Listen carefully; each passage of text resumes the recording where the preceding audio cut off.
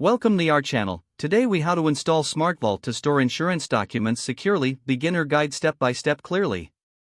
To install SmartVault, begin by visiting the official SmartVault website. Locate the download section on the home page.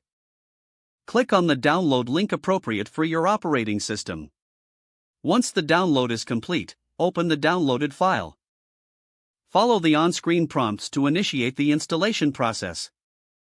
Choose your preferred installation directory or accept the default location. Click Next to proceed through the installation steps.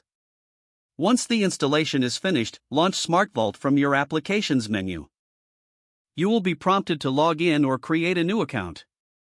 If you're a new user, select the option to create a new account.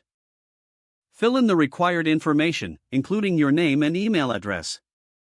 Choose a strong password to protect your account.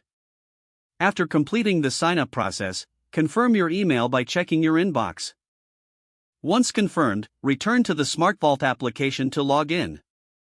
Upon logging in, familiarize yourself with the dashboard.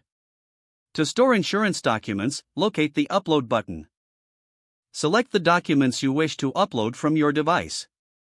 Confirm the upload and wait for the process to complete. Once uploaded, your documents will be securely stored in SmartVault. You can access them anytime through the application. Explore additional features to manage your documents efficiently. Adjust settings to enhance security and privacy as needed. Remember to keep your software updated for the best performance. Now you're ready to securely store your insurance documents with SmartVault. If the page does not load, refresh the browser or try again in a private or incognito window. Make sure you are using the correct email address, then retype it carefully to avoid small typos. If your password is not accepted, use the reset option and create a new strong password you can remember. Check your spam folder for verification or security emails, then complete any requested confirmation steps. Don't forget to like this video and subscribe to our channel for more step-by-step tech guides.